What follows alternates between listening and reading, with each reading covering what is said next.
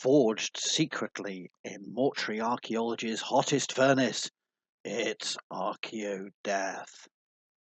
Welcome, Archaeodeathlings, to our Mortuary Memes workshop. This follows on from the TAG Bournemouth conference session organised by Ellie Chambers and myself, where many people were involved as digital contributors and in person at the annual sort of archaeology conference, where we were discussing digital public archaeologies of death. And subsequently, we've had a Mortuary Memes 2 and Mortuary Memes 3 follow-up workshops, which have been very successful and involved a host of those that were in Bournemouth or were digitally present in Bournemouth.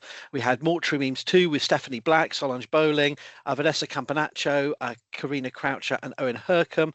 And then we had a follow-up, Mortuary Memes 3, with Tellinger Kellenberger, Robin Lacey and Nicola Salomone, to give varying perspectives from people who are archaeologists, bioarchaeologists, historians, and others that float around various disciplinary boundaries on how we deal with death in a mortuary world, in a digital world where there's so many images of the dead, so many ethical issues and potentials for engaging people with our discipline, our theories, methods, and practice. So we want to follow on with this today, and I'll just put up here before I hand over to Ellie that we're going to try and do introductions from contributors today, so you get a little chance to sort of say who you are and the key themes that you've been working on, and then we're going to go into potentials and pitfalls, look at critiquing what we're doing, what's wrong with it, how can we do it better, looking at critiquing mortuary archaeo media, and then talk about the ethics online, and then some future directions. And that'll be the type of structure we hope to pursue. Well, that's a welcome for me. Over to you, Ellie. Great, thank you, Howard. So we'll just go around now and kind of introduce everyone, but quickly I will just say Howard and I have done a few of these now, so I'm not going to go too massively into who we are. If you're on this YouTube page, I'm assuming you're on Archaeodeath, so you know who Howard is. We are both based at the University of Chester. I'm a PhD student looking at how bioarchaeology and archaeology is represented in online news media, and Howard is my supervisor and does loads of different things with public archaeology and mortuary archaeology. Do you want to plug yourself, Howard? Follow him on TikTok. I'm sick of my own voice. Oh, shut up. But yeah, we're much more interested to hear about everyone else on the call today. So Aoife, do you want to introduce yourself? Sure. Hi, I'm Aoife Sutton-Butler, newly minted PhD here. I'm graduating next month. Congratulations. Yeah, so thank you. It's quite a long journey until it gets to the end, but yeah, newly minted. But my PhD at the University of Bradford in the archaeology department was looking at the retention, acquirement, and general attitudes towards anatomical wet specimens, historical ones, in collections in museums and universities. So a lot of my research was interviewing professionals who worked with these types of collections, seeing how they're cared for, what challenges they get up against. And then I was also surveying people in medical museums as well. So visitors who came and those who stumbled across the human remains who didn't always expect to see them. And I was comparing and contrasting those attitudes and the feedback from them as well. I had worked on the Continuum Bonds project and the Dying to Talk projects, which were spearheaded by Karina Croucher, who I believed was in one of your other sessions. So that uses uses archaeological case studies and ethnographic case studies to open up conversations on death, dying, and bereavement in a contemporary setting. So I was really lucky to be a part of those projects. It was first with adults and then with young people, and now I'm starting a postdoc in September where we're bringing those concepts to a primary school level as well. So yeah, it's quite a big encompassing project that's just sort of snowballed. But I am also the registrar for Undercliff Cemetery in Bradford.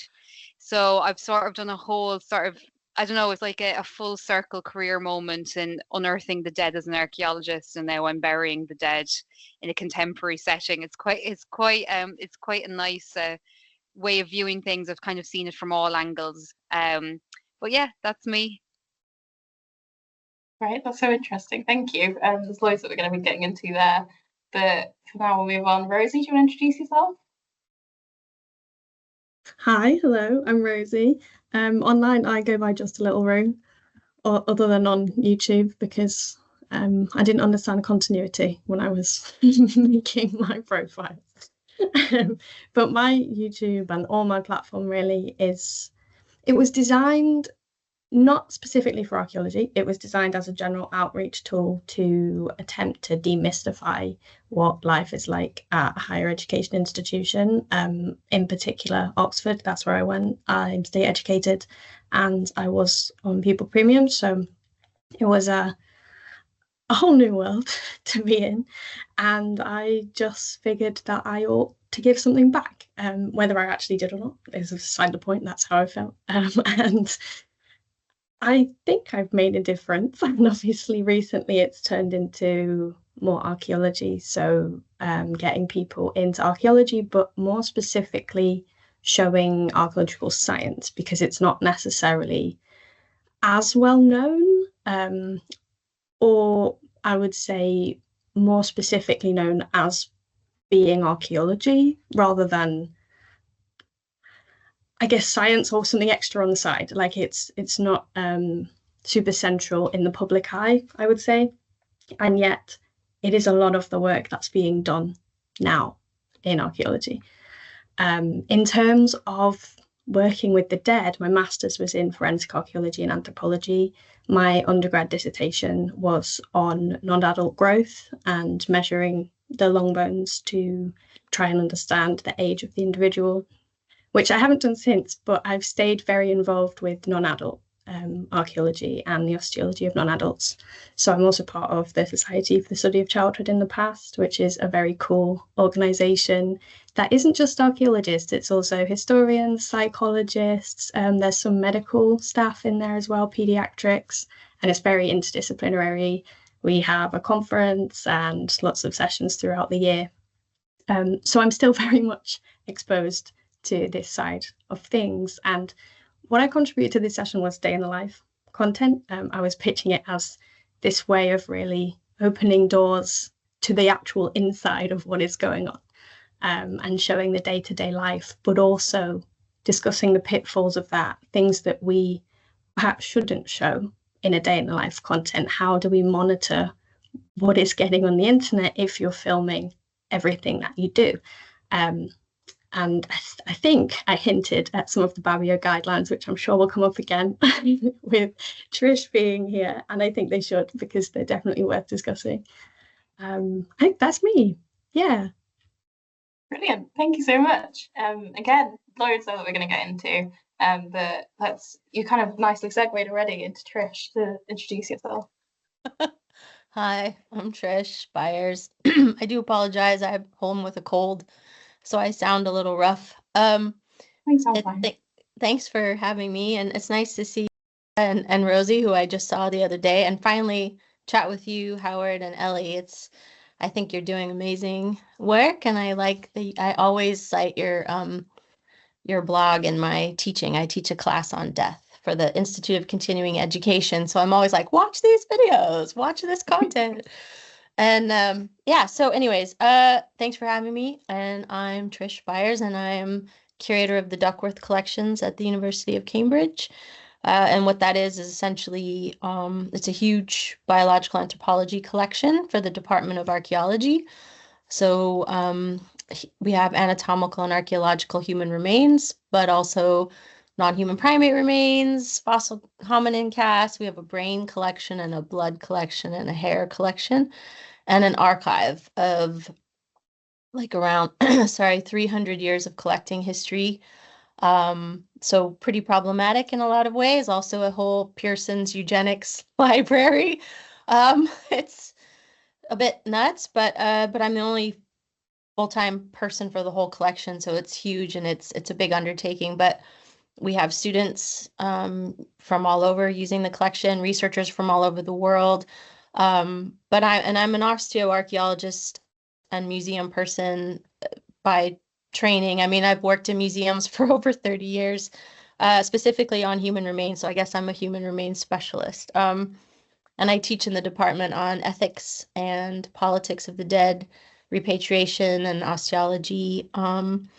So yeah, and I do, and most of my job nowadays is, well, looking after a lot of dead folks in the collection, but also doing a lot of working with the living and a lot of repatriation. We're doing more repatriation than we've done in the history of the Duckworth. So it's really exciting. And I'm American, but I've been living over here for a long time, and I've kind of grew up with NAGPRA, actually the Native American Graves Protection and Repatriation Act. So I have a lot of experience working with Indigenous communities and getting grants to work together and tackling some of these issues with working with the dead, ethics, and then the social media. So I know I'm talking a lot, but like my other hat is I'm the museum representative of the Board of Trustees for Babio, and I run this task force on the trade and sale of human remains,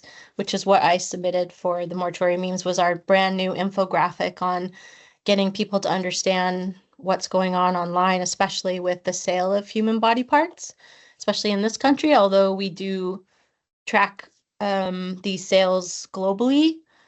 So it's been really, and to see especially how collections from other, or remains from other countries end up in this country and vice versa. So it's keeping us on our toes for sure. So yeah, that's about it for me. Right. I mean, such a huge range of different like specialisms and experiences and skills and things that I think it's going to be really interesting to hear, like very unique contributions from each of you also. Again, thank you for joining us. We'll move into now the kind of first like topic of conversation, which is the potentials and pitfalls as creators of digital public archaeological content. So obviously we expect you to have all created things at various points, but it sound like they're going to look like very different between each of you. So initially that kind of sounds like maybe social media content, but obviously working in museums, looking at like the sale of human remains online, there's even doing this, we're creating digital public archaeological content. So it would be really interesting to hear like the experiences that you've all had. So I guess from what we've kind of shared already, my first question would be maybe for Rosie. And I mean, if anyone else has anything to contribute, please do feel free to chime in. But I think a lot of what you've talked about was about like breaking down barriers and increasing access. And I wonder, because you started off with like being in a higher education institution that is very privileged and has quite a like narrow pool of candidates a lot of the time. And then that's naturally developed into trying to make archaeology more inclusive. So I wondered if you could talk more about like why that was your motivation going into it, and why you chose to use like digital content to kind of try and tackle those areas. I think initially it was the most accessible way for me to try and make any kind of difference that I wanted to make. Because I did it from my uni room, and I had a camera which I'd saved up for years previously, and I just used that, and I used the free editing software on my laptop. So it was the easiest option. It was absolutely not easy because I had to learn to edit and have the time to do all of that, and there were times where I hadn't uploaded for a year because it's a lot of extra work, which is something I also wanted to discuss at some point during this, is that kind of extra burden that doing this sort of work is, especially when we are all doing work or studying as well at the same time. But back to rewind first. So I started making long form content, and I still try to make as much long form content as I can, because as much as I love short form, I think it has a time and a place, but it's not always the best option. It is certainly easier in a way, but also more difficult, I'd say. Like it can be less time consuming because you're not sat there for hours and hours editing 30 minutes, but it still takes hours. And it also takes hours not just in editing, but also in figuring out how to present complex topics in 30 seconds, which is a very difficult thing to do. And I think the main battle is trying to balance the kind of sensationalism that you inevitably get with very quick fire content, and actually properly contextualizing the information and presenting something that is respectful and factually correct and actually going to be understandable at the same time. So that is what I do now. But it really, everything developed from my day in the life content. I vlogged. It was new at the time, it was trendy, and that's just what I was doing, really. And I did start filming more, obviously, forensic-y stuff when I went to my master's, which opened up a whole separate ethics and, just kind of legal side of things, because obviously it's forensics. And that was really helpful, actually. I think communication with the university was the main thing that needed to be done. And aside from it actually widening participation, it sounds braggy to say, but people do message me all the time to say that they watch my video, that's why they're studying this, or that's why they're going to this university. And particularly when Steph Black from the previous session, we were submitting each other for public dissemination awards, because we both do public dissemination, and why not? If you don't celebrate your colleagues, then who can you celebrate? So, and at that point, we really had to sit down with each other and discuss why we arrived at where we are, what it's turned into, and people's genuine reaction. And it was really nice. People are also horrible, but people are really nice. I'm sure Howard in particular. Well, being a horrible person, I tend to be. Yeah, I do that all the time. No. I think you may mean the sort of the seeing of the rich tapestry of reactions online. Is that what you? Yeah. Yes. It's a circus. But that's how I got here. Anyway, yeah. I'm really positive that you do get that feedback as well, that you are making a difference, as you say, widening participation, and that it is having that meaningful impact that you want it to have. I know, it's so nice. That's if 3 people will go into archaeology because they've watched 60 seconds of something I've made, then it's worth it. It's yeah.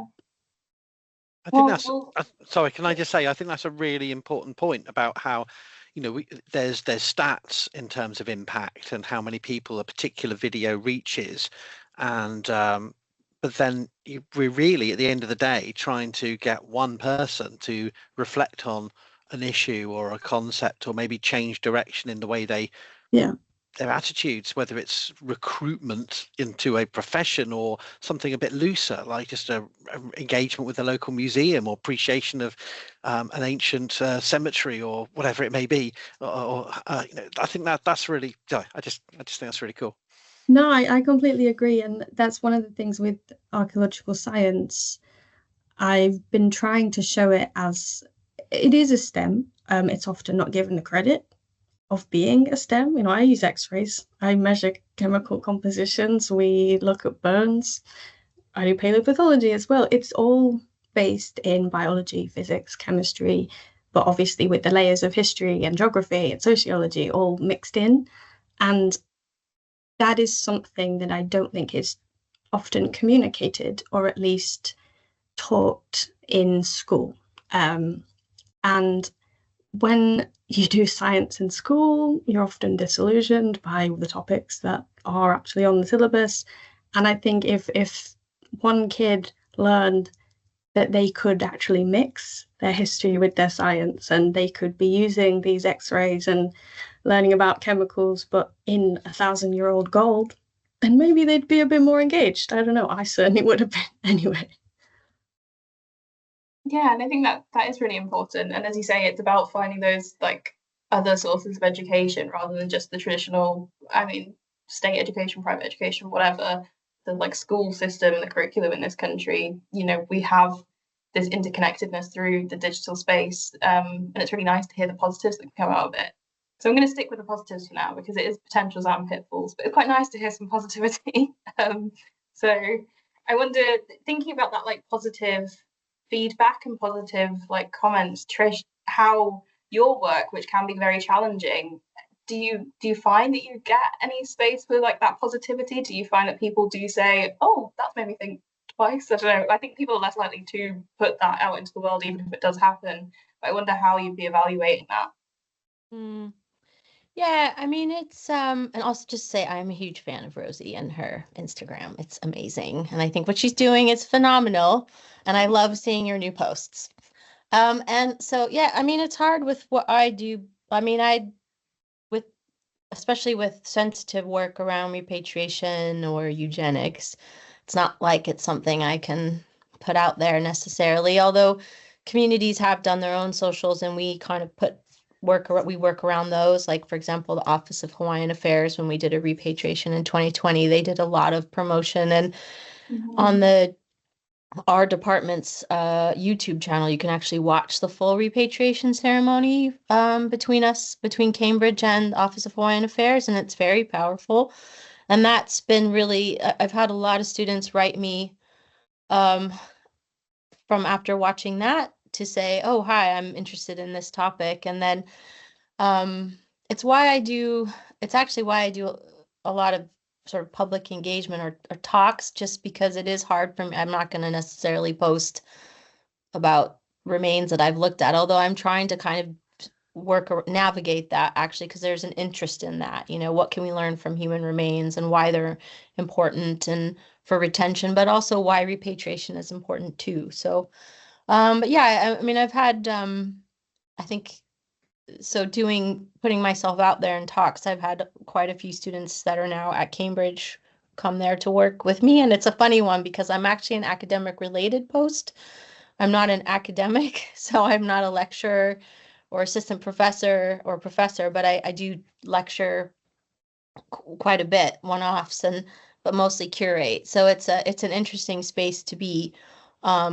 And I feel strongly about sort of that peripheral education. You kind of mentioned it, like museums are great, and cemeteries, they're a great opportunity for that peripheral education because they're accessible to everyone and you can have really important conversations around death in both of those spaces that you're not going to necessarily have in an academic environment. So I think that's really, and also on social media. So I think that's really important. So yeah, it's a little more complex, but I'm very transparent about what we do at Cambridge, and we're writing grants to work with communities, and that's taken on. But we've been able to blog about that a little bit. We're actually revamping the Duckworth website right now and its social presence to give people more information on who we are, because it's quite shut away, and of course it's Cambridge, so that has a whole other level of stuff with it. So we're trying to actually put more out there online about what we are doing and the communities we're working with. And I'm really happy at the moment too, because I have a wonderful, but I'm her supervisor, but we have a wonderful student from Labrador, from Canada, is taking a year off from her very high profile position with the Nunavut government. And I think Robin actually mentioned this in one of the other Mortuary Memes. She talked about this community, but we had a meeting while she was here in her formal capacity, and then a few months later she wrote to say, I want to come and study with you. And I was floored. And she's here and she's got a year doing her master's, and we're working on repatriation of her ancestral remains that are in the collection to go back to country with her. But she's getting this master's degree now from Cambridge, and it's so cool. And it's a way to look at how to bring more Indigenous scholars into this atmosphere, and to really work not necessarily just in repatriation, but that's a big part of it, because Cambridge is a very rich institution with many museums, many collections, natural history, art, And so getting more Indigenous scholars involved in that, and that's been just like, I mean, I can't even really communicate how important that's been and how meaningful that's been to have Catherine here, and she's so wonderful. So that's just, I still kind of pinch myself that she's here and she's learning and we're working together. It's really nice. But I don't know if that, and she's really great on social media, but obviously not necessarily about some of these more sensitive issues. So it's complex and wonderful. That may not really have answered your question. I am on a lot of cold medicine. Sorry. No, it's so nice. It's really interesting to hear, and I think it's really important again to think about, you know, we see a lot of like academic literature and discussions and debates around diversifying archaeology and being more inclusive, and obviously there are like very strong considerations with that, because what is the point of being inclusive, well, if diversifying, if then people come into a profession that is not safe and not appropriate for them to be in because of the embedded structures that we operate within. So to hear about kind of success stories of that, and where there, you know, has been some involvement of public archaeology promoting things like repatriation that has then led to people coming into the discipline or to be more connected with the discipline. I think that is really important to share those stories and to show kind of where it can be done properly, if that makes sense. Yeah, no, it does. And I think archaeology, I mean, look, it's really interesting too, because she's coming from a different background, and she doesn't mind me saying this, and it's something that we talk a lot about. I talk a lot about with the students too, but you know, we have a very sort of westernized thought structure, and you publish this way and you write this way, but it's very different for other communities, you know, who have storytelling as a deeply embedded part of their life, and it's a different way of, you know, kind of turning. It's going to be interesting to see. It's kind of challenging the norms in an academic institution for what, you know, you have a standardized structure you have to follow to get your degree, but also kind of pushing back to remind people that there's multiple ways of making knowledge, multiple ways of seeing the world, and these classification systems that, you know, Linnaean classification systems, for example, you know, were built in a very different time, and to have some of those conversations, and archaeology can really fit into that, because we are really can be a quite open community, and we're talking about human behavior in the past, and we can talk about that now. And I think it's been really interesting, some of the dialogue and discussions we've had here with the students, especially about that, and taking archaeology in a different, like opening it up, which is cool, I think, if that makes sense. Yeah, no, it definitely does. Okay. So to kind of shift slightly, again, I do think it's a positive, but it doesn't sound like a positive initially. Aoife, the work that you do, like facilitating conversations around grief and bereavement, sounds like it's like a sad thing, a negative thing, but obviously having those conversations is so important, and using archaeology to try and like kind of facilitate that is a really interesting and new thing to do. So I wonder if you could speak about that and how it is to have those really sensitive conversations that have very deep personal feelings in like different spaces, especially with the different age ranges that you're talking about as well. Yeah, it can be, I mean, it can be heavy sometimes. It can be quite an intense topic when you're talking to people who are newly bereaved. But what we found was chatting to people is that people actually were quite open, actually, when you gave them the tools, and when you gave them the examples, and when you gave them archaeological case studies, or you gave them a prompt, it actually really got people talking about their own contemporary death, related topics like bereavement, or somebody they know that is dying, or even their own mortality. Just giving them something like archaeology can really help with those prompts. And when we were working with younger people, when we were working with teenagers on the last project, we found that actually teenagers and younger people are very, very open to having these topics, a lot more than, say, their teachers would be, which is really interesting, because it's almost like the teachers are like trying to protect them from having that conversation. But as you know, as is well known, it's really important to have these really, really difficult conversations. and whatever tools that you can develop and whatever subject you can use, like archaeology, to do that, the better, I think.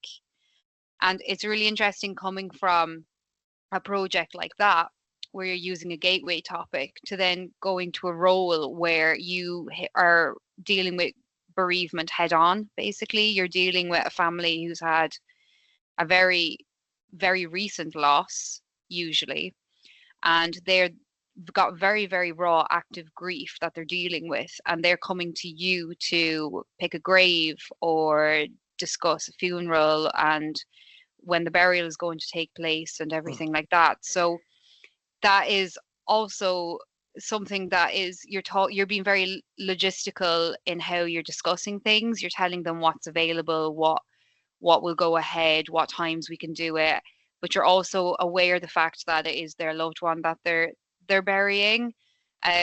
So that is tackling grief on a completely different level and a completely different angle.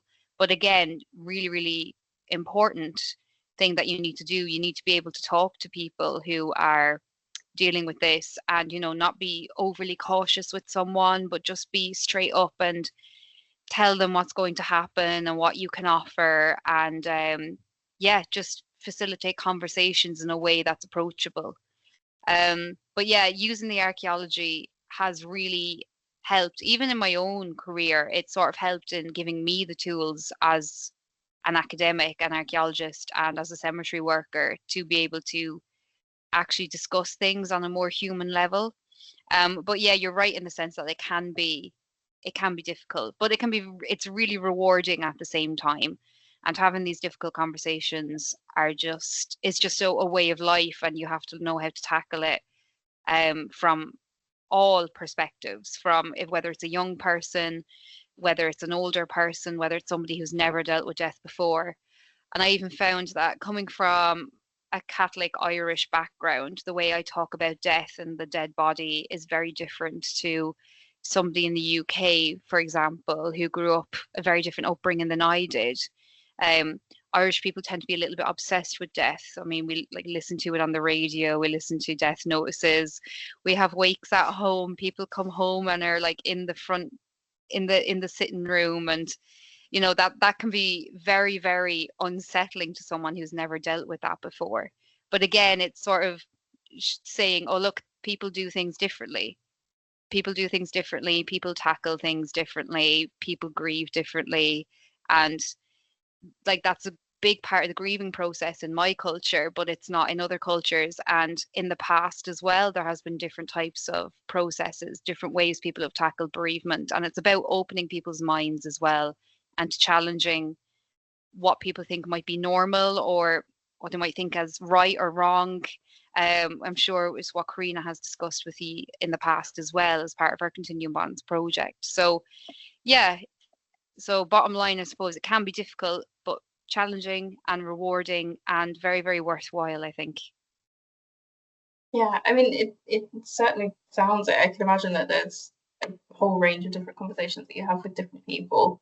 And something that you mentioned that I guess I could kind of throw out to everyone is the thought about the connectedness with death and how people relate to death. So you were saying that some, your culture might be kind of more close with it and more familiar with it, whereas coming from England and not really having that same connection with the dead, that could maybe make people feel a little bit distant.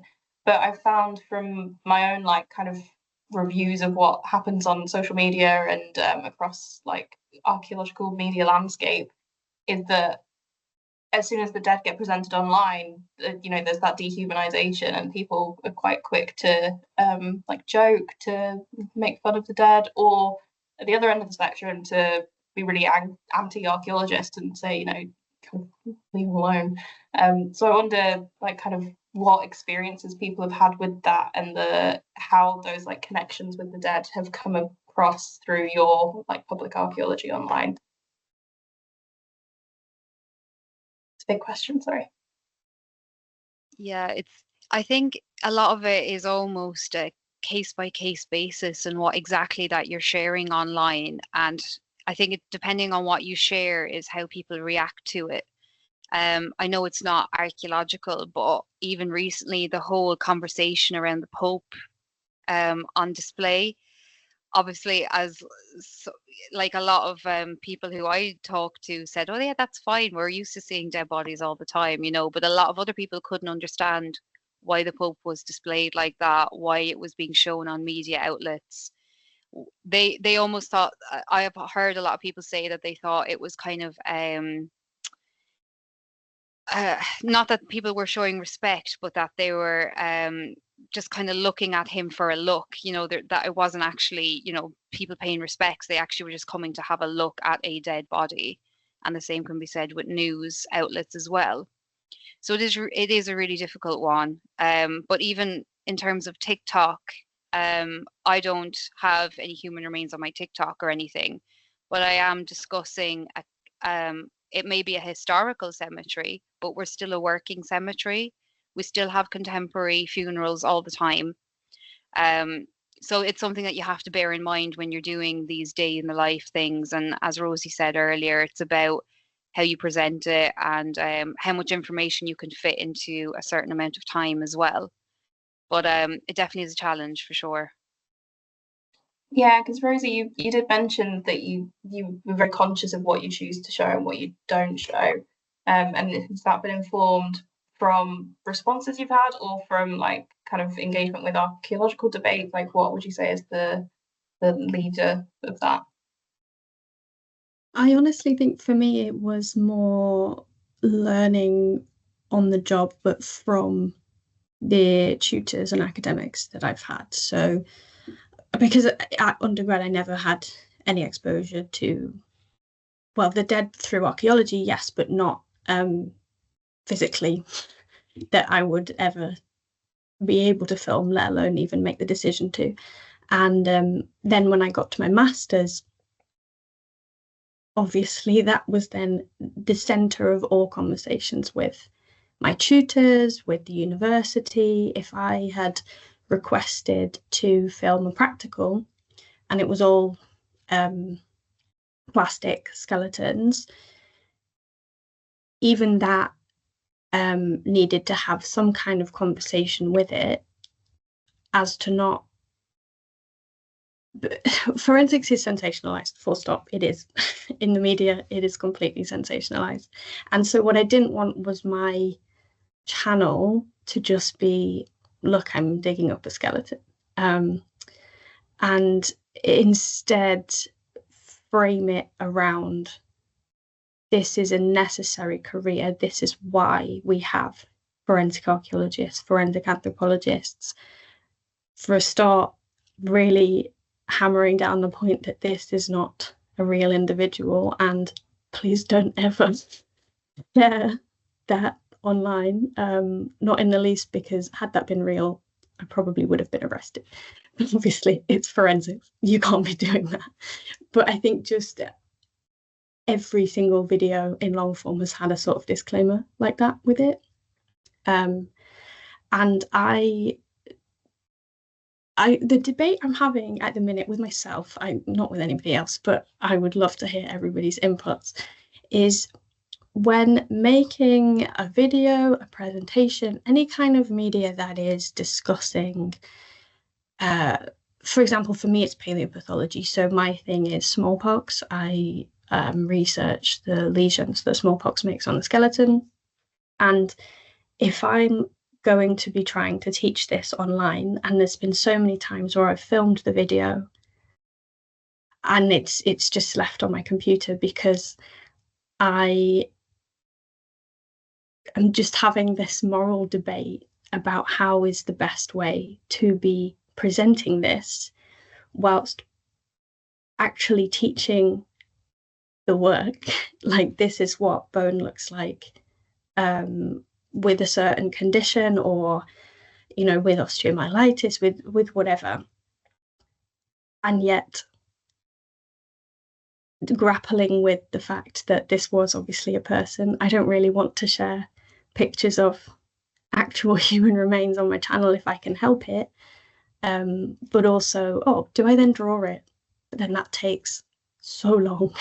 And so then the footage is, I never use it. So I don't know if anybody has opinions on pictures that are kind of already open access online, specifically in videos where you're showing a very, very specific thing, like this is what woven bone looks like, this is what more healed bone looks like, and how to approach it, both for everybody else's benefit, but also for mine.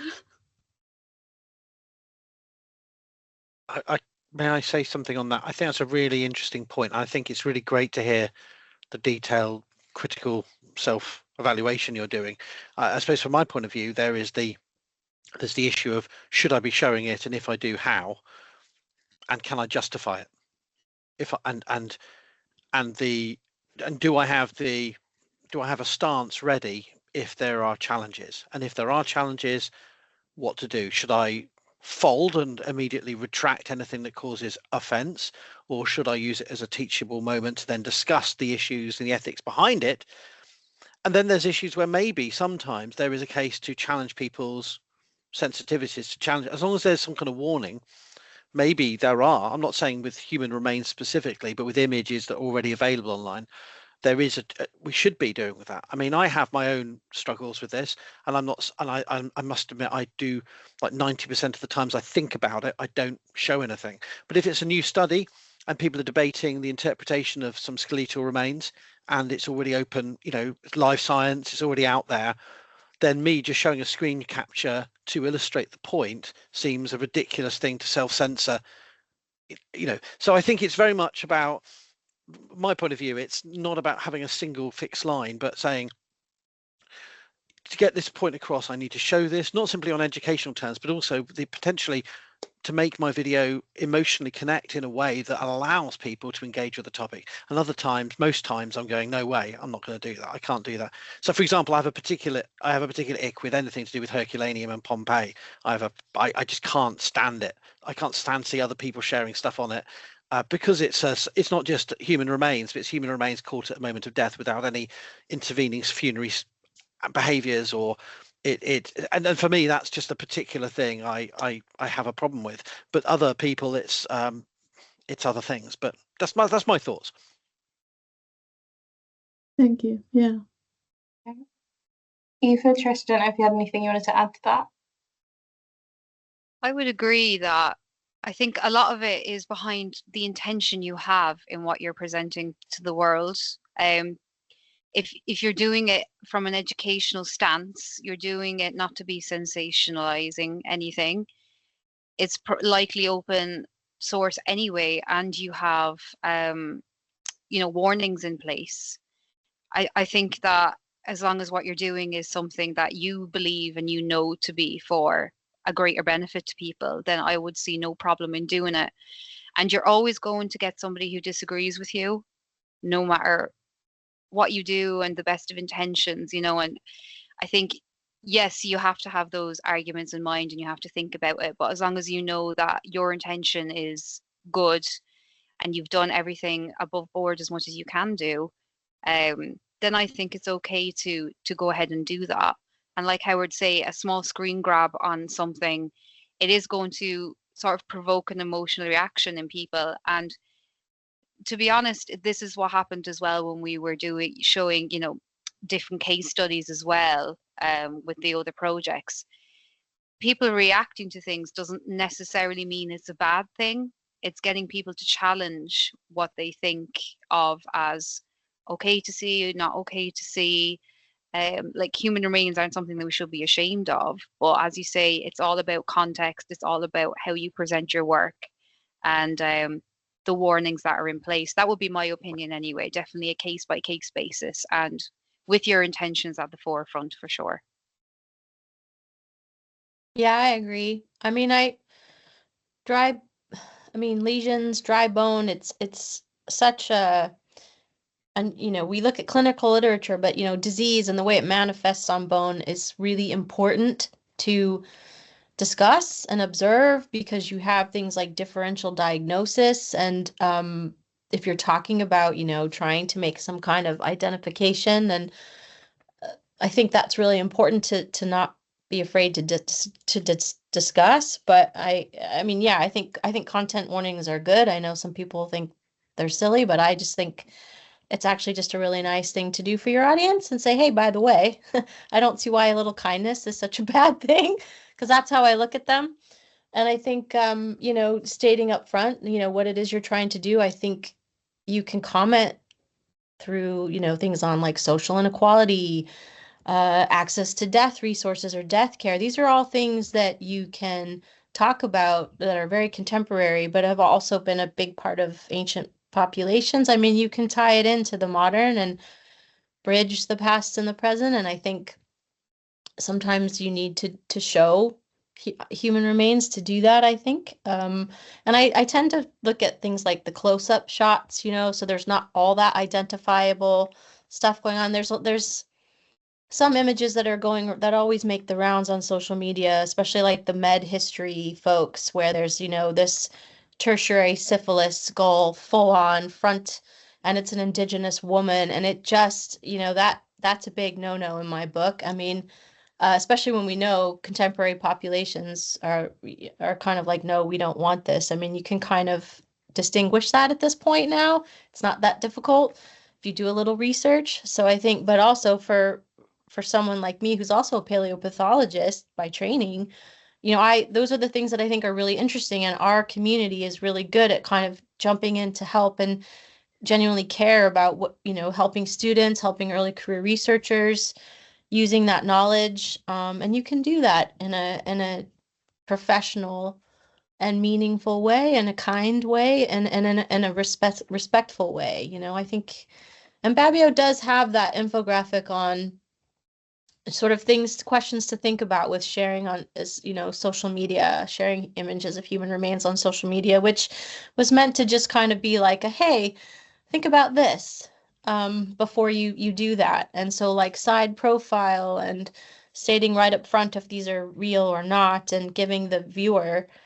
the option to not have to look necessarily. So, but I grapple with it all the time too, actually, because I do get asked to do more social media around the work that we do, because unfortunately there's a lot of misinformation about the work that we do.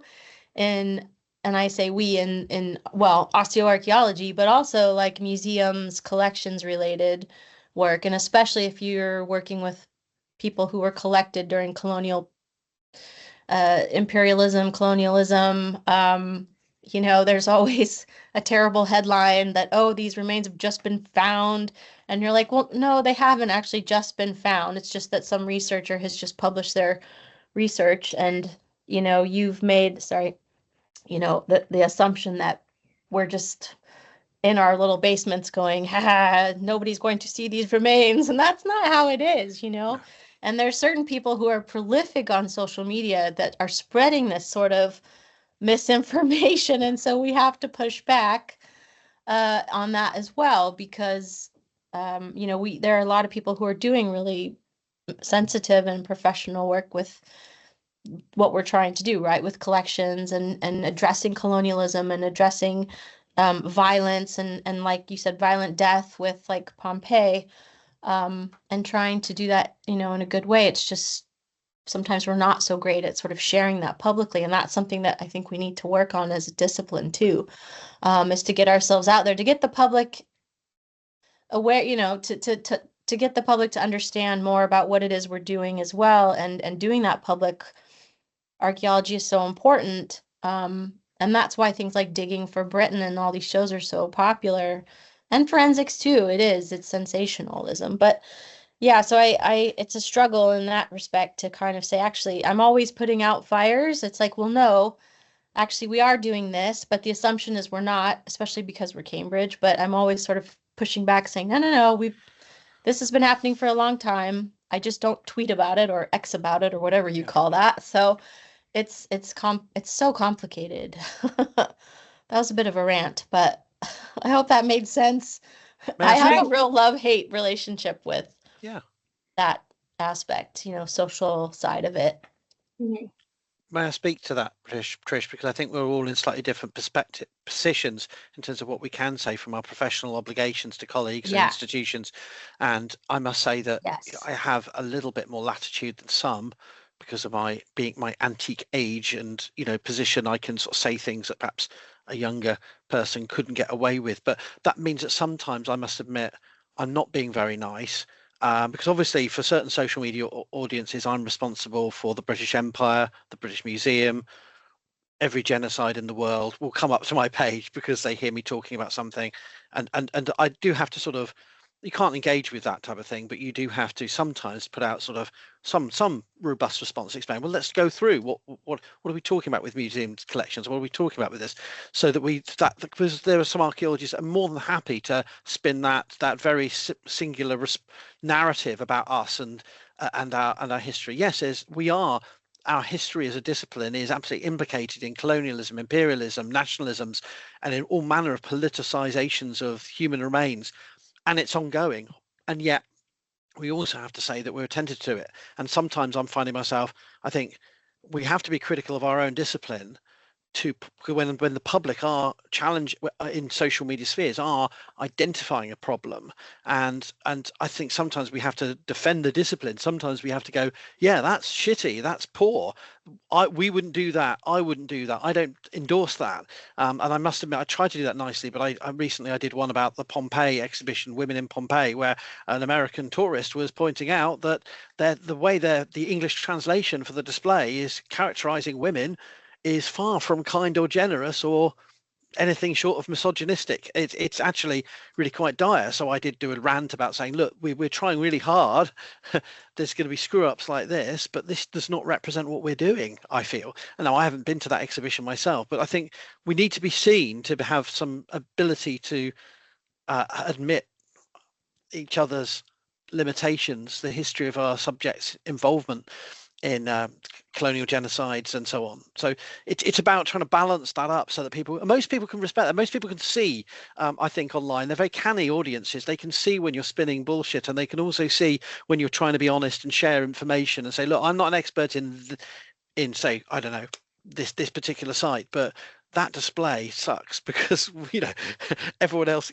So I think that sometimes can help. It's not necessarily polite or kind, but I think being respectful is not always the way to go. And as long as we're not trying to represent other people and trying to make sure it's our take. And I think that's my take on it, but others may disagree. I do that in person.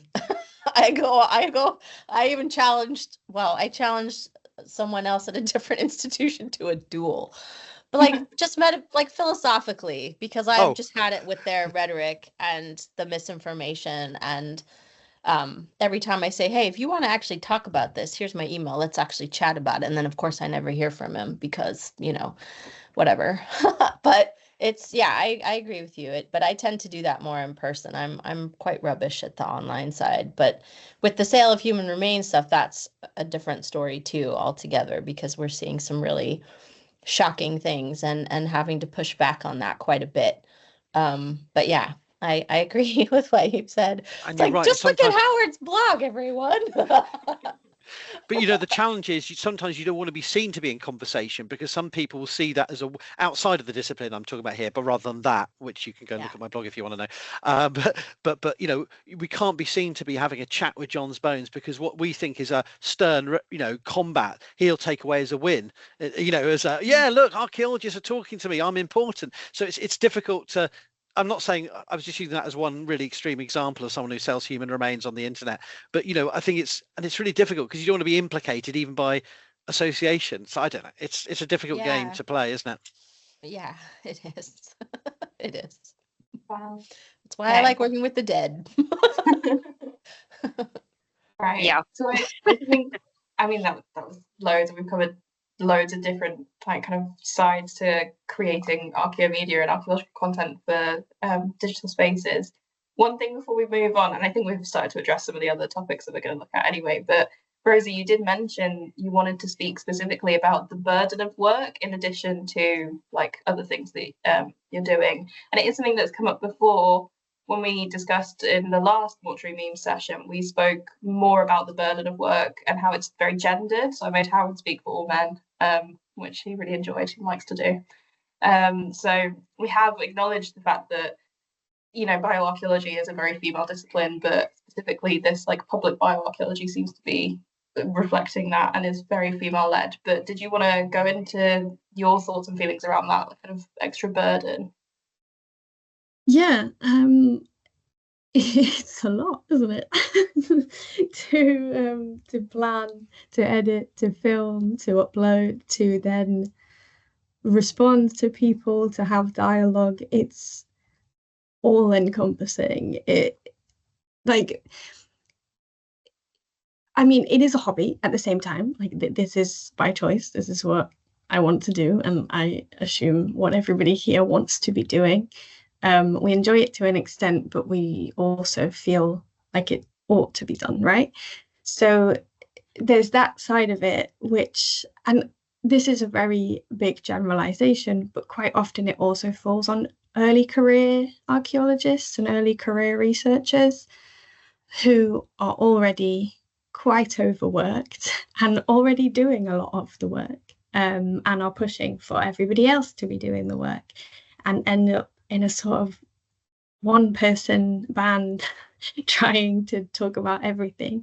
And this isn't just in archaeology. I found also this was when I was doing outreach for university as well. It always fell on the students from state schools to talk about access. It always falls on that group to take the burden, right? And that means it is a lot of extra work.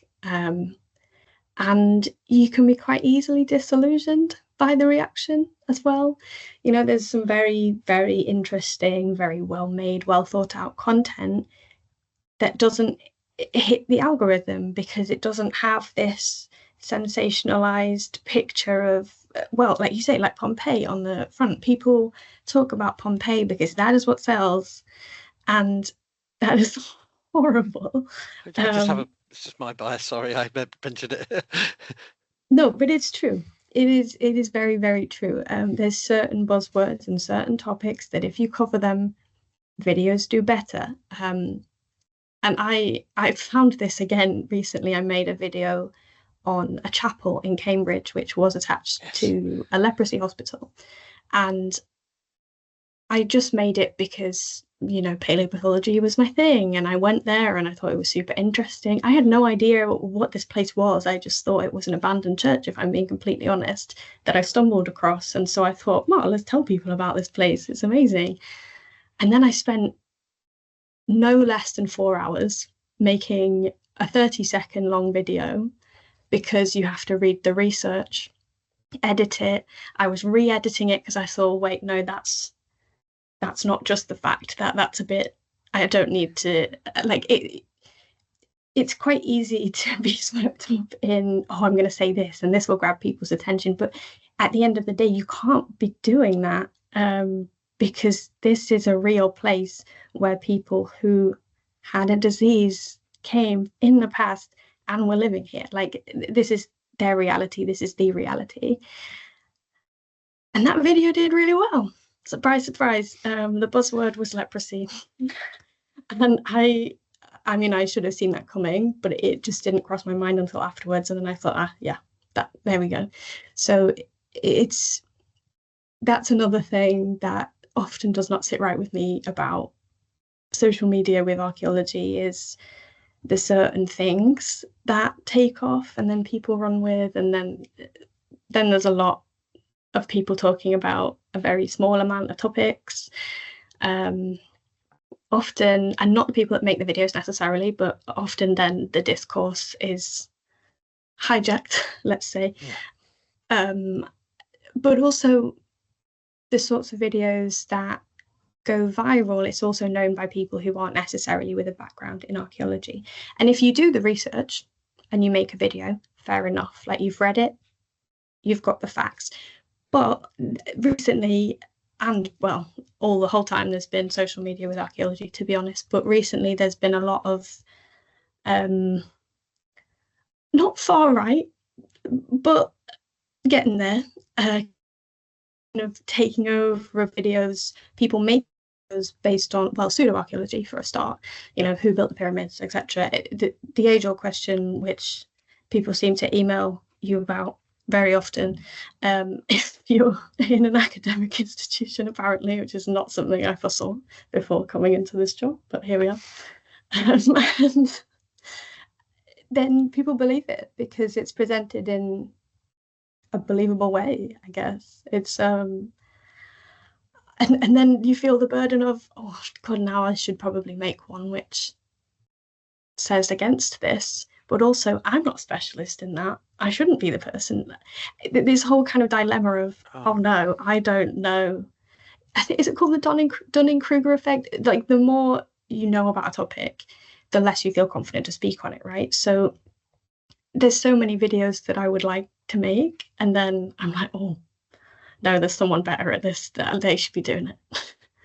And it's just the whole like extra part of content creation that is never seen, aside from the actual time burden, but also this like mental space that like constant.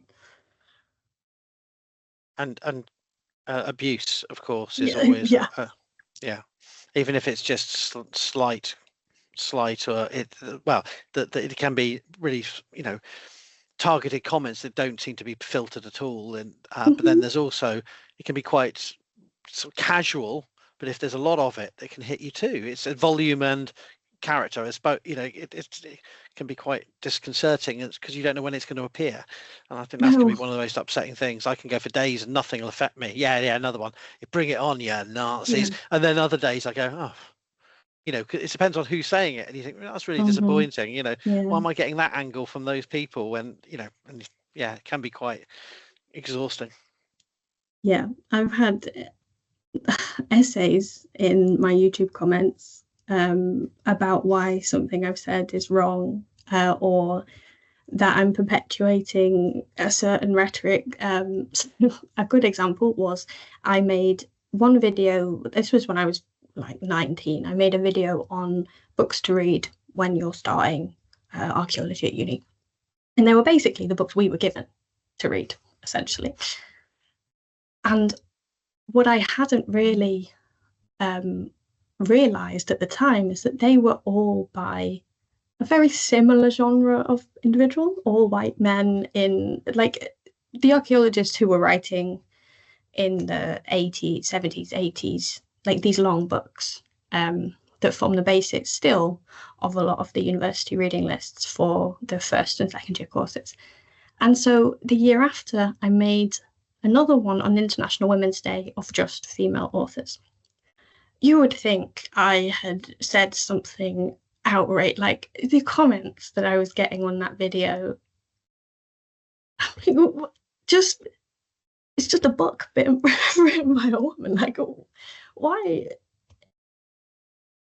I'm sorry, Rosie. I thought you were going to say you got criticism for the first video. The flat came on the second one. Of course it did. Right? Yes. Yeah. I mean, the criticism on the first one would have been warranted, right? Like, there should be more diversity here. The criticism came on the second one when I was saying, oh, and here we have, because I had Black Feminist Archaeology on there, which is an amazing book, which everybody should read if they're getting into archaeology. And the comments were like, oh, we don't need to read this. What do you mean everybody has the same perspective? Just because it's written by a man doesn't mean that it's bad. I'm like, I never said it was bad. I said that we should be learning about history and archaeology through different people's perspectives, because we all have our own bias when we're looking at things. But yeah, the comments on that one in particular were obscene.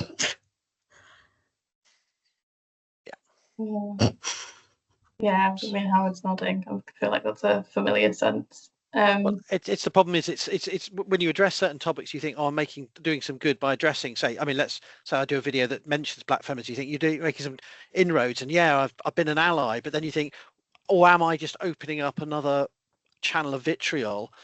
So yeah, I think it's a case. I'm not saying don't talk about these topics, but it's about how you frame them and then how you curate your comment section so that people don't come to your video think, oh, this is a cool topic, and they look at the comment section and they get recruited into that line of thinking. Yeah, that's what I was just thinking of saying.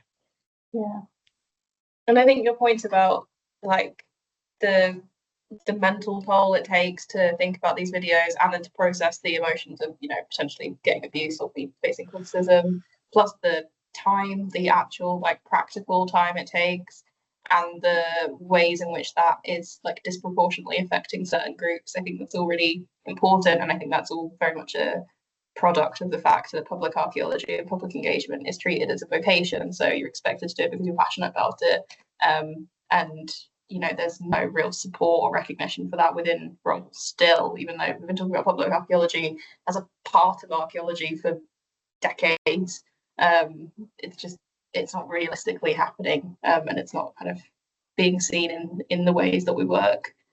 So on that cheery note, very positive. I'll pass over to Howard. If we can move on to discuss critiquing mortuary archaeomedia, and I suppose one of the things that we were interested in is when do we call attention to not only our good practice, our ideas, our discoveries, our methods, our practice, when do we sort of challenge what's going on around us and how we do that? And maybe we do start with Trish here, because you're working as a collective in a very different way from perhaps people online calling out, calling in, calling over, whatever the different, you're doing something very different. You're trying to work behind the scenes, but also as a collective. So it's not about you. That's a really interesting thing that we could perhaps, I wonder whether we could translate that into other activities more. We've seen other groups, collectives working in archaeology, but being on I'd love to hear more about what you think about how we do that, and how we move forward with that kind of collective work to critique and challenge digital media and digital misuses of human remains. Yeah, I mean, I'm a big proponent of the idea of a collective, just because again, I work with so many people from different backgrounds, whether they're Indigenous or not, or death practitioners, artists, because I do so much death kind of work, academics, and young, old, all different backgrounds. I like having that idea of multiple types of knowledge again.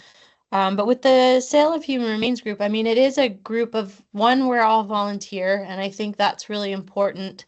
And I have enough hierarchy in my life based where I'm at. I don't like hierarchy at all. So I like to, I want everyone to be involved. I definitely am more of a team person. And I like to collaborate very much. And I think this collective is important because we all are volunteering. We all have we're all coming from different places. So museums, academic institutions, commercial units. Some of my colleagues are more like data savvy, metadata, all the online side that I'm like, what are you talking about right now? But that's brilliant, and then crime, like with crime backgrounds, forensic backgrounds. So it's really interesting. So we can all kind of bring in our expertise, because this idea with the sale of human remains in this country in particular, it's so complex.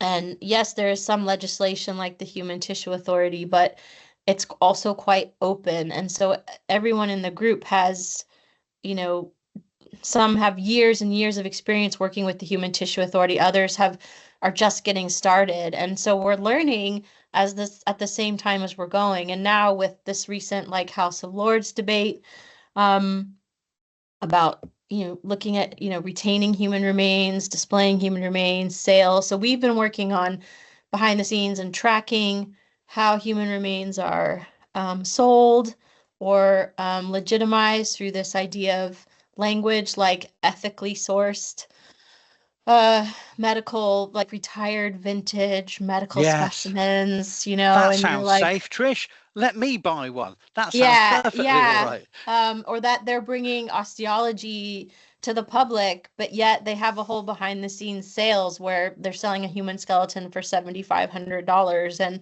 charge $20 just to go into their museum. So I'm just like, but actually those of us in the field, we do a lot of public engagement.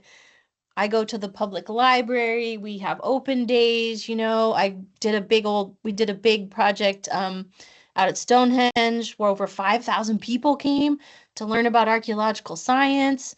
I mean, it's, you know, we're doing that work too, but it's all this whole other side of it with and anytime archaeologists, for example, like I get contacted a lot about validating something. So is this actually Egyptian? Is this actually this or that? And I won't obviously engage because as soon as you attach our professionalism to this, it's like it legitimizes like, oh, well, this has been confirmed by an archaeologist that this is you know, that this is a mummified head from the Middle Kingdom, and that makes it worth more. And so it's as a collective, you know, we have a lot of our network just increases massively by working together. At the moment, the membership of this group is like 25 people, but we're getting contacts quite a lot from other people reporting cases, and it's just a nice way, I think, because we all have the same concerns. That's the sort of nucleus, but then how we can work and network and get information out, educate the public, educate our colleagues. A lot of my colleagues didn't even know that this was an issue, and not everybody thinks it's a problem. Some think it's hilarious. Who cares? They're dead. So it's just about having those conversations, and then when we meet, we can chat about, you know, what we've been experiencing and support each other, because it's really difficult, you know, seeing, for example, the head of a 6-year-old child from the Congo put on Instagram to be sold for, you know, 1,200 pounds is really difficult, you know. So that's and recent. That's not even archaeological, is it? That's just well, yeah, and that, yeah, and there are recent cases more often than not, but you know, with the archaeological cases that we have, you know, you have to wonder, how is this even occurring? Because we have the Ministry of Justice, you have burial license, we have all these things in place to kind of prevent that, but at the same time we don't. It's still legal to sell human remains here, and so working together we can support each other, because it is a lot. I mean, it's every week that we get information, and that we have to write a letter, contact an auction house, contact a brick and mortar shop. And again, we're all volunteering. So we wouldn't make any progress if we were doing this on our own and one off. It's an entire, like, everybody rallies, which is amazing. It's just incredible. I don't know if that really answers your question, but I like the idea of osteoarchaeology as a collective in itself too, because, you know, what the work that we do is really important. And I think getting that out to the public, and that includes, you know, what everyone here is doing, and working together as our own collective and pushing back on this narrative that, you know, that we are doing unethical work, that we're grave robbers. Or you have Honoring the Ancient Dead, right, is a whole collective in this country that's saying that all human remains in Britain are ancestral remains. They should all be reburied. We shouldn't be doing the scientific work. I mean, they were mentioned in the House of Lords debate, and Babio wasn't, and I was really frustrated by that.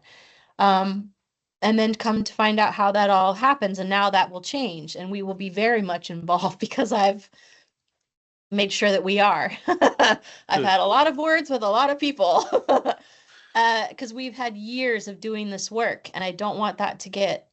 I'm so happy that these conversations are being had, although now it's kind of shifting into retention and display, and we really just want to try and make it illegal to do some of these sales.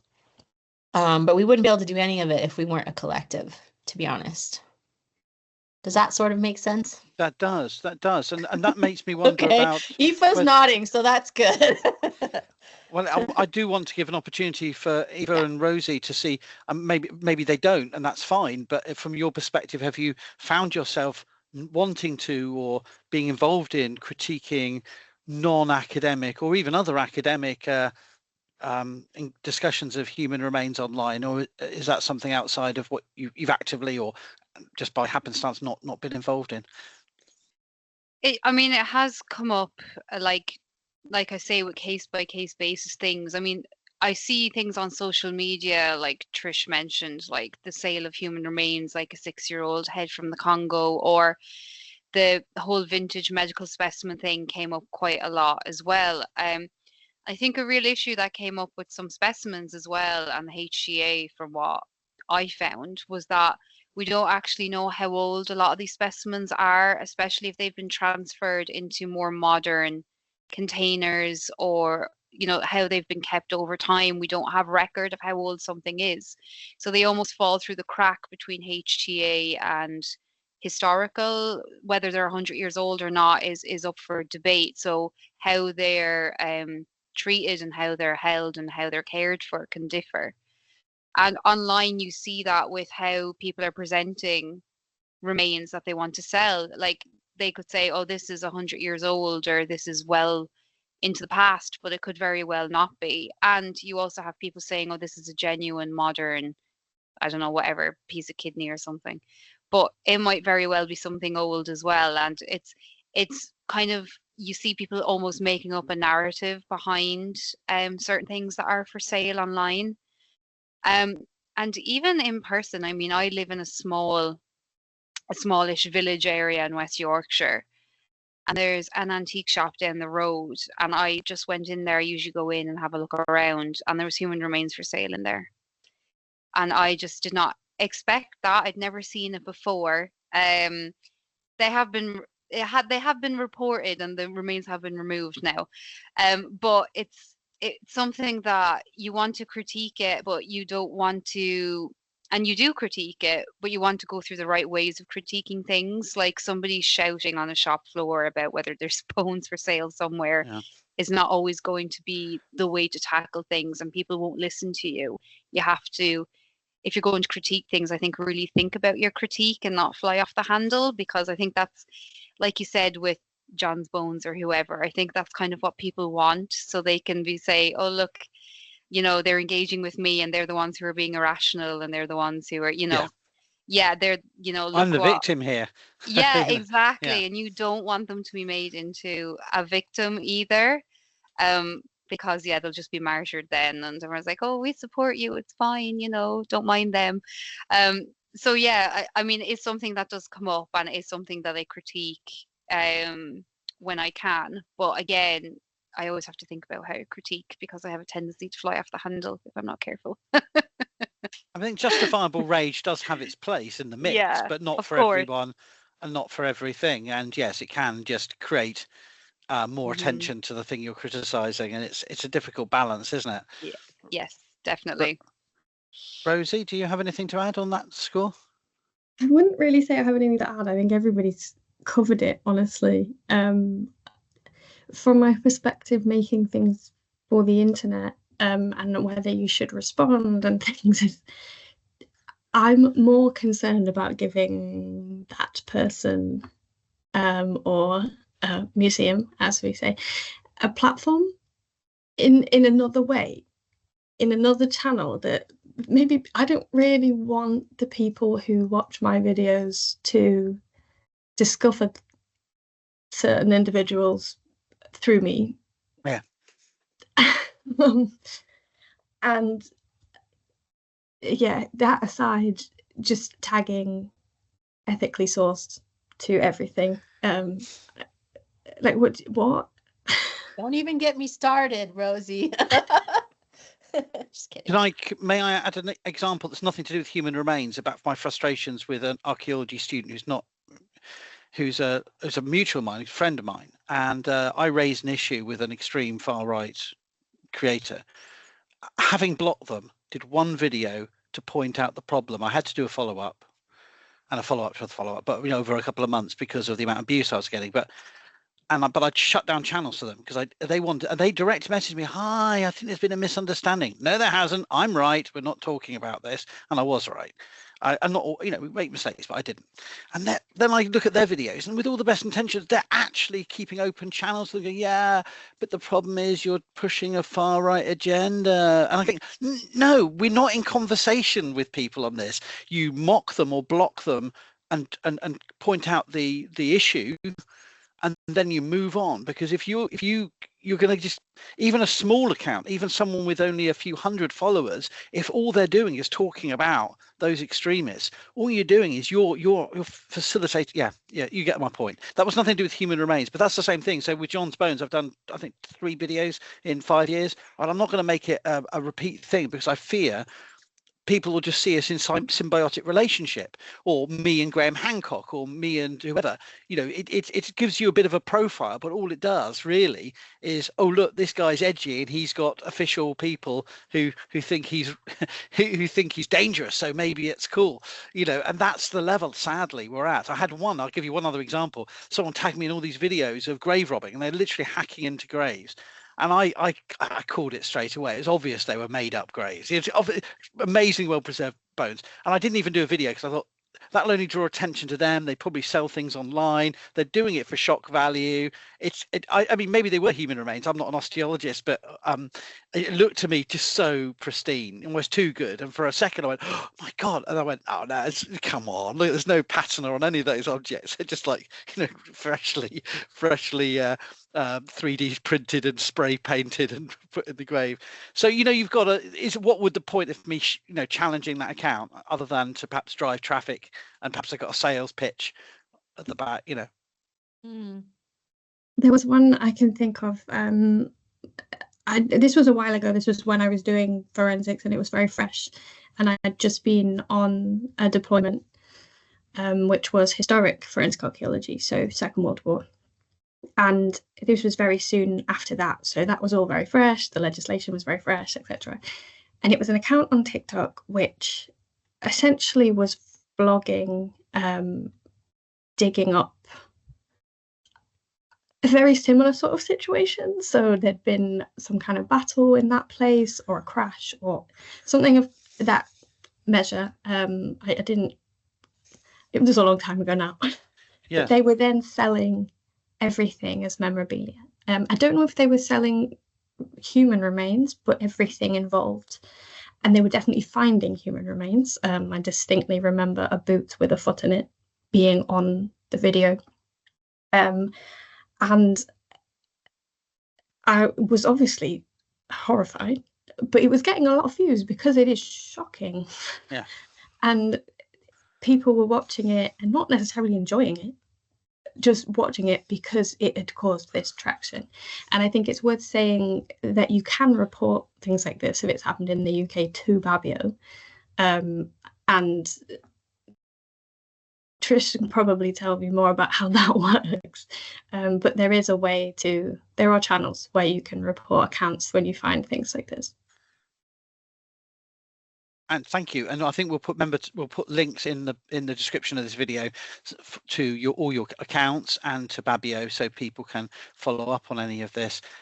Maybe move on to a final area before final thoughts, which is sort of actually the ethics, because Trish, you published extensively on the ethics of museum display, but I'm wondering what your take is. I want to go back to Trish to start with, if I may, because I know that Rosie and Aoife are both sort of active practitioners in the online world. But from you, as someone who I think by your own self-definition is not a digital public archaeologist in that sense, but you have worked extensively on ethics. I mean, what do you, looking on, see as the possibilities of translating some of the guidelines that are being produced into what we do online, to include what we do online? Do you think that is an easy thing to do, or what's your sense? Ooh. I mean, I love a good infographic. I'm becoming obsessed with them.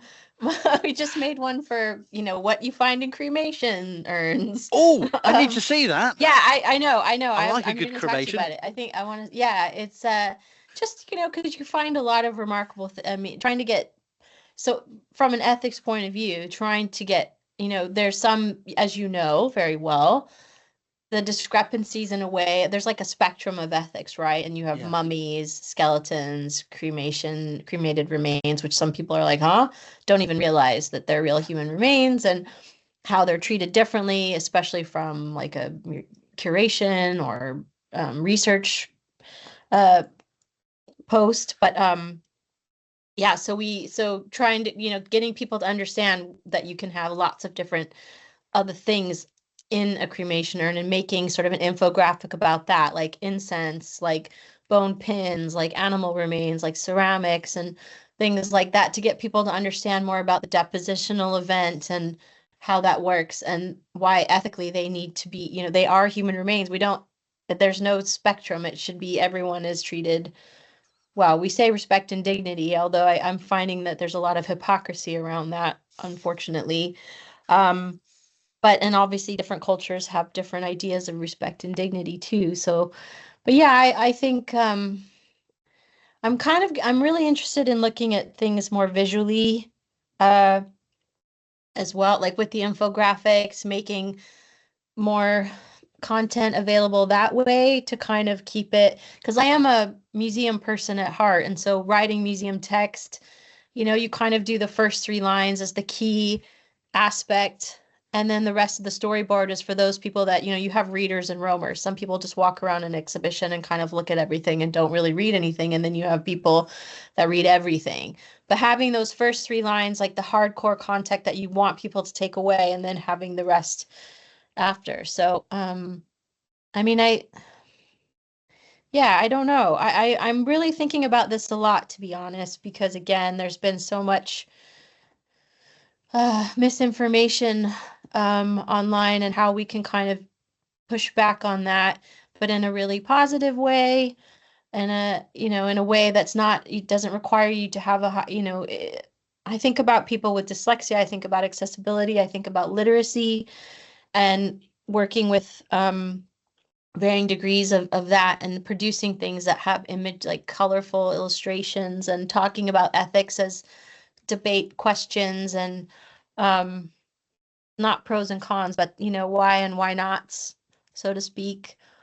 I don't know if that's really answering your question though, but yeah, I mean, ethics is something I think about all the time, because obviously in my role, it's huge, because even just anything from having a very clean lab, to how we present ourselves, to what we have on our website.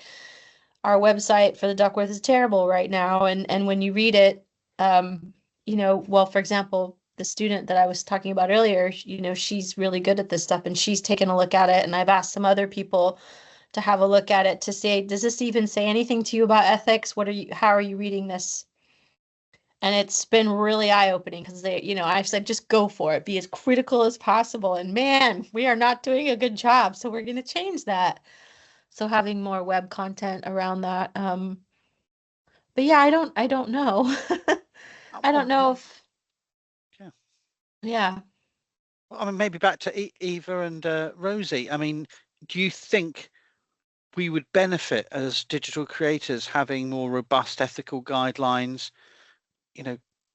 Perhaps that's something we're thinking of maybe developing as a collective through these workshops. Do you think that would help guide new creators, give them senses of not necessarily a single answer or a direction, but options or suggestions about how to manage things?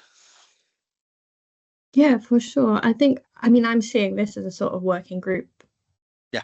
For that. Yeah. Anyway, to be honest, and I'm learning a lot from this whole process, and I think just discussing it is the start that we've needed for a while. And I would love to keep it going, and I think having a sort of working group, or a task force, if you like, to come up with not necessarily a set list of things that we must do, but a working list of standards that we should be upholding ourselves to.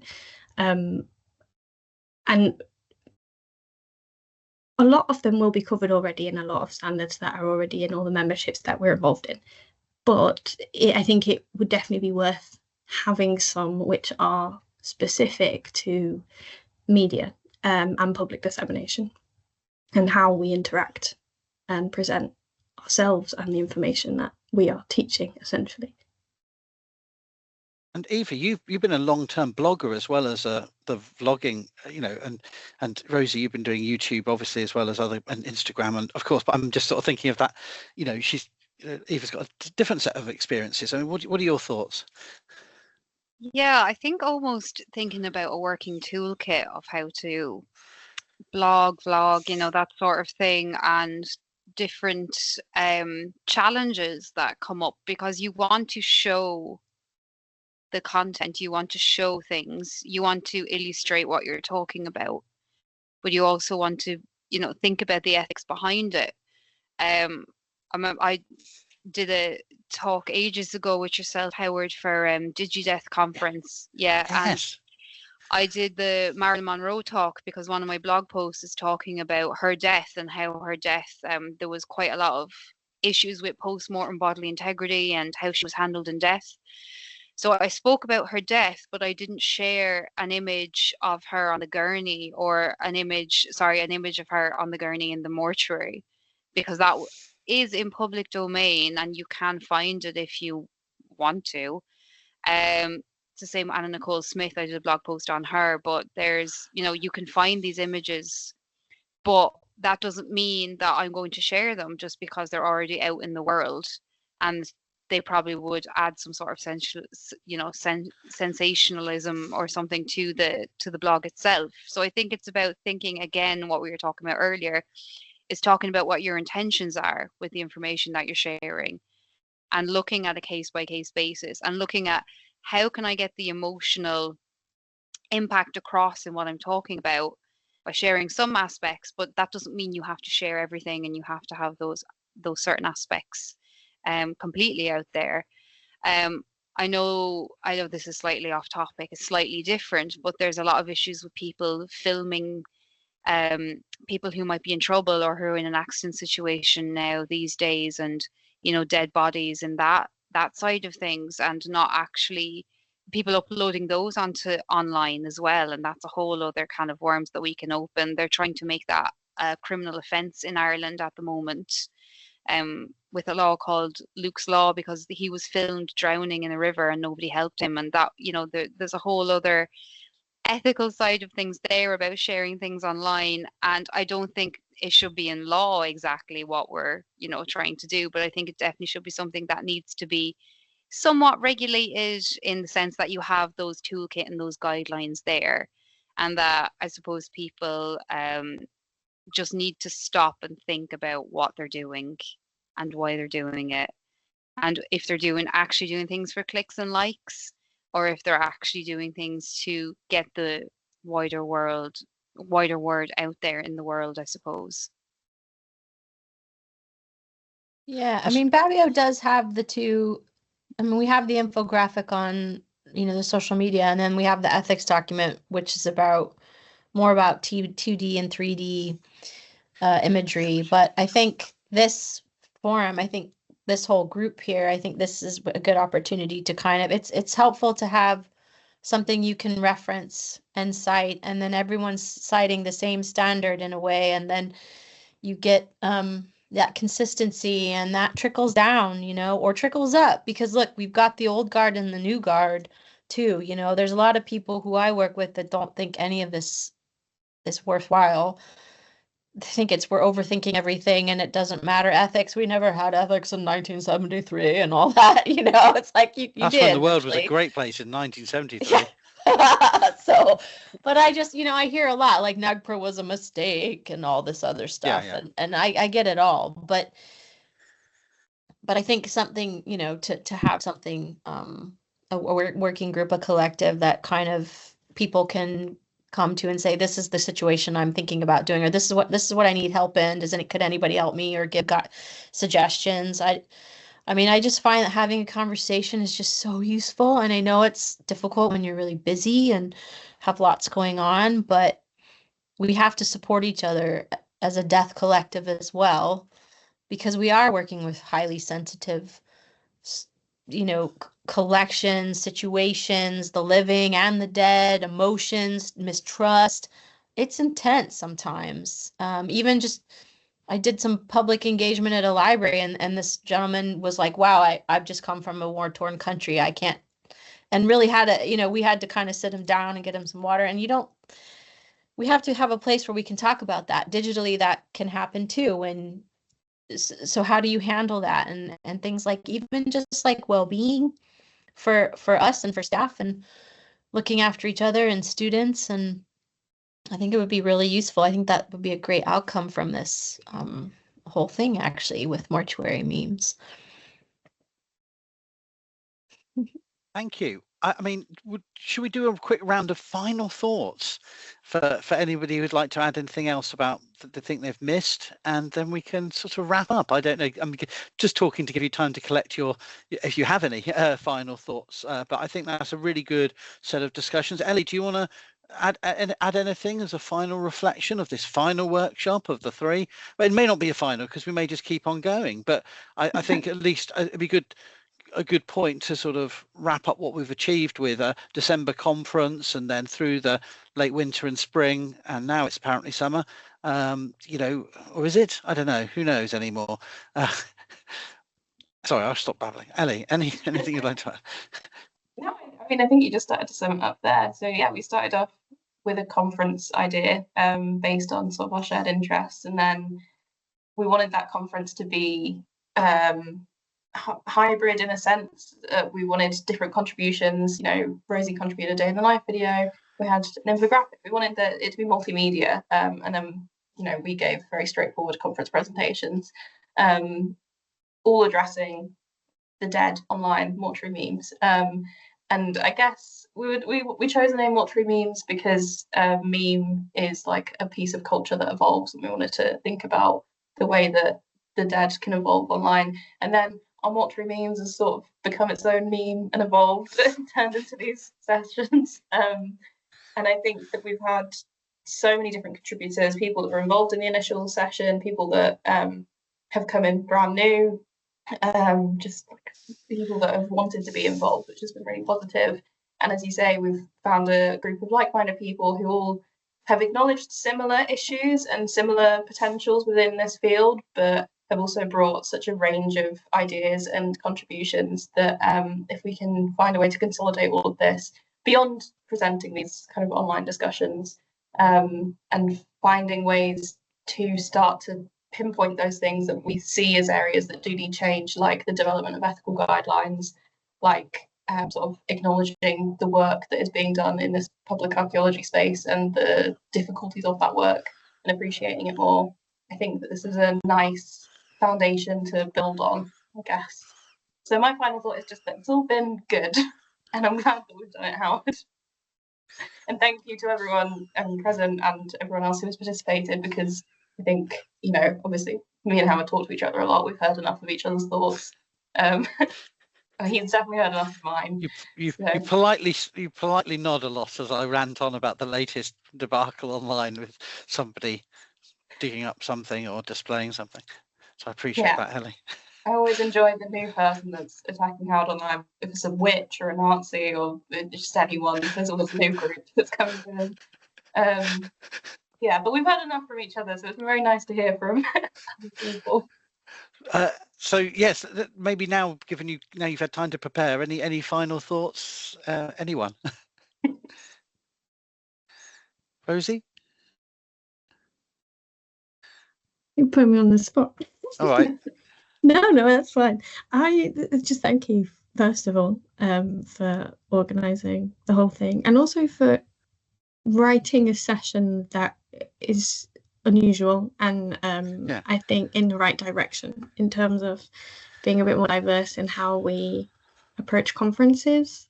I think it's really worthwhile and something that perhaps could be regular. Obviously, they take a lot of time, so I totally appreciate that it can't be something that you dedicate a time to every time, but even at potential other conferences, I think it is a very topical thing, and more people are coming to social media, more and more people are disseminating information, full stop.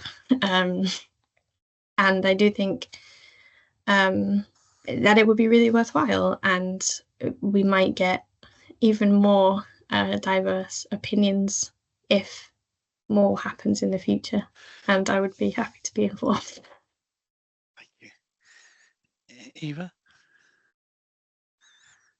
Yeah, just thank you very much for having me for this session. And I will say it's such a relevant topic, and it you know, it's something that we have to keep thinking about. Social media just seems to be ever expanding, and I guess there is so many challenges that come with that. You mean, how do we go about things? But I think it's important that we remain involved in it for something that's so widespread and so present in everybody's lives, as archaeologists or as somebody who works with the dead or as somebody from cemetery background. I think it's important that we do stay connected to people through social media, but always thinking and developing about how we do that. I mean, there could be something I would have shared 5 years ago that I wouldn't dream of sharing today, and to always realize that our own opinions are developing as well as everybody else's. And if you speak to an anatomist, they might have a very different idea of things than somebody who's an archaeologist, and to really take in that diverse field of opinions, as Rosie said as well, having that diversity and having that whole range of people from the whole death related spectrum, I guess is how I like to think of it. But yeah, this has been a really, really interesting chat. It's so great to hear from so many different people and from the previous sessions as well, and what their thoughts and opinions are. And here's to many more discussions, I hope.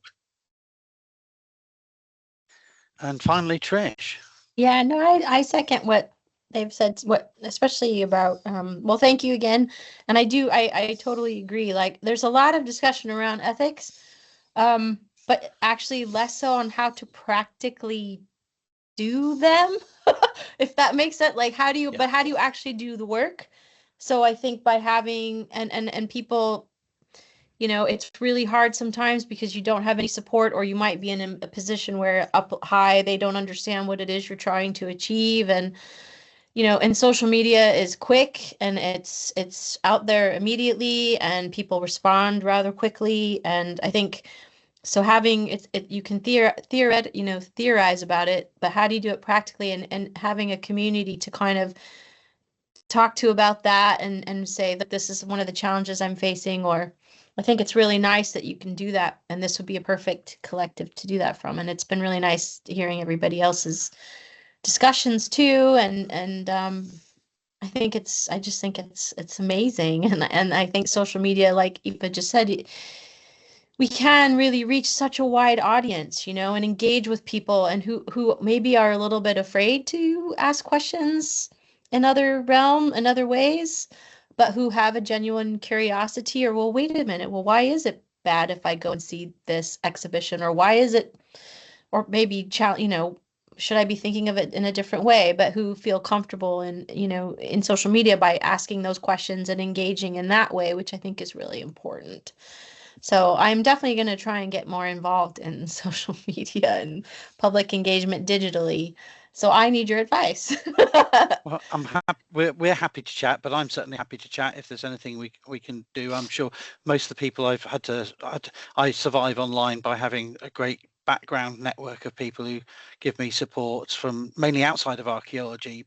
Give me, does this sound dickish? Does this sound wrong? You know, does that make sense? So, you know, I think we all benefit from it. And I appreciate all your comments about diversity, but this came out very much in English and perhaps a bit of Welsh, but we haven't got, even in these islands, there's an underrepresentation of different groups and nationalities and cultures and ethnicities, let alone the fact that the global south, most of the rest of the global north, there's all sorts of points where we could take this in terms of receiving contributions and perspectives. And so I'm acutely aware of that while we've only started to build this discussion based on a conference session, which obviously attracted only certain people already in our networks. But I think there's a lot more we could do in that regard. But yeah, I really appreciate all the insights and perspectives. And I think back to back these, I'm going to rewatch them all very soon when I get a chance to over the summer, and we'll Ellie and I'll put our heads together and try to share some suggestions of way we could move forward, either just more memes workshops, or